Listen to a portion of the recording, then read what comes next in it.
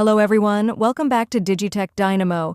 In this video, I will show you a simple and powerful IoT project where we control an LED wirelessly using ESP8266 Wi-Fi web server and at the same time display beautiful animations and status on an OLED display. This project is perfect for beginners as well as intermediate learners. So let's get started. Components required for this project, we need ESP8266, NodeMCU 0.96-inch OLED display, SSD 1306, LED 220, ohm resistor breadboard and jumper wires Wi-Fi connections, LED connected to D4-pin OLED uses, I2C communication, SDA arrow D2SCL arrow D10 OLED address is 0x3C, power from NodeMCU first. We include required libraries ESP8266 WiFi wire, Adafruit_GFX Adafruit_SSD 1306, then we initialize OLED display, LED pin WiFi server on port 80.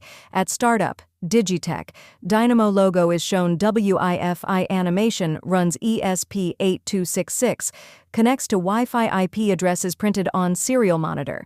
When we open the IP address in a browser, a control page appears. LED on and LED off buttons are shown when you press. LED on, LED turns on, plus OLED animation. LED off, LED turns off, plus OLED animation. This project includes Wi-Fi-based LED on-off control, mobile and laptop browser control, OLED startup logo animation, Wi-Fi signal animation, battery icon display, LED on/off animation on OLED clean web control panel. This makes the project look professional and smart. Upload the code to ESP8266, open serial monitor, copy the IP address, open browser on mobile or laptop, paste the IP address, control LED wirelessly. Applications.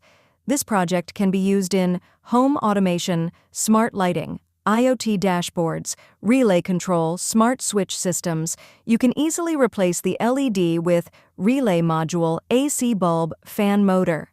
If you liked this project, please like, share, and subscribe to Digitech Dynamo. Comment below if you want.